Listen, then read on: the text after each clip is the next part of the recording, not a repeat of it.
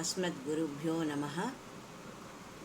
గత సంచికలో మనము వేదాంతం విష్ణు భట్టాచార్య వారి ధర్మసూత్రాల గురిలో బ్రహ్మచార్య ఆశ్రమం విధి విధానాలను తెలుసుకున్నాము. ప్రస్తుతం గృహస్థ ధర్మం యొక్క విశేషాలను ధర్మసూత్రాల ద్వారా తెలుసుకుందాం. గౌతమ ధర్మంలో అసమాన ప్రవరైః వివాహః, సమానము కాని గోత్ర ప్రవరలు గల శ్రేణి పాణిగ్రహణము చేసుకొనుట వివాహము అనబడును.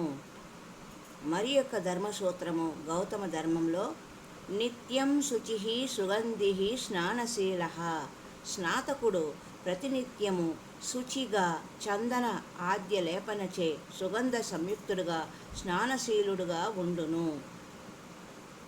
ఆ తరువాత పంచమహాయజ్ఞములు. గౌతమ ధర్మము ఏం చెప్పారంటే దేవపితృ మనుష్య భూతర్షి పూజక. గృహస్థుడు దేవ పితృ మనుష్య భూత ఋషి బ్రహ్మ అనడి పంచయజ్ఞములను ప్రతినిత్యమును ఆచరించవలయును అని గౌతమ ధర్మము చెప్పబడినది.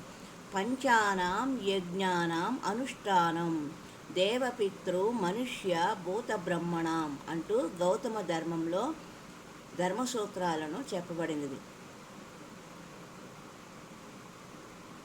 దేవపితృ మనుష్య భూతర్షి పూజకః పునంతి సాధన పుత్రాః. సత్పుత్రులను వంశమును పావనము చేయుచున్న గృహస్థుడు దేవపితృ మనుష్య భూత ఋషి బ్రహ్మ అనడి పంచయజ్ఞములను ప్రతినిత్యము ఆచరించవలయును. సత్పుత్రులను వంశమును పావనము చేయుచున్నారు. దారాన్ సంగృహ్య గృహస్థోపి స్నానాదే నియమాచరో నిత్యం ఔపాసనం హుత్వా పాకయజ్ఞ యాజీ వైశ్వేదేవ హోమాంతే గృహాగతం గురుం స్నాతకం చ ప్రత్యుత్థాయ అభివంద్య ఆసన పాద్యాచమనాని ప్రదాయ మధునా తోయేన వాఘృత దధిక్షీరమిశ్రం మధుపర్కం దత్వా అన్నాద్యైః యథాశక్తి భోజయతి అంటూ వైఖానస ధర్మంలో గృహస్థులు ఆచరించవలసిన విధి విధానములను చెప్పడం జరిగినది.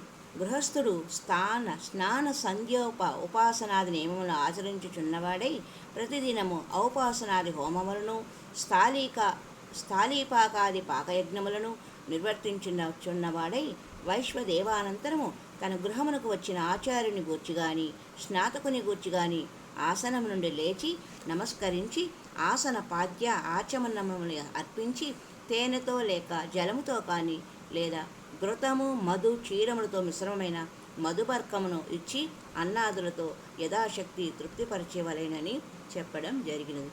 హరి ఓం తత్సత్.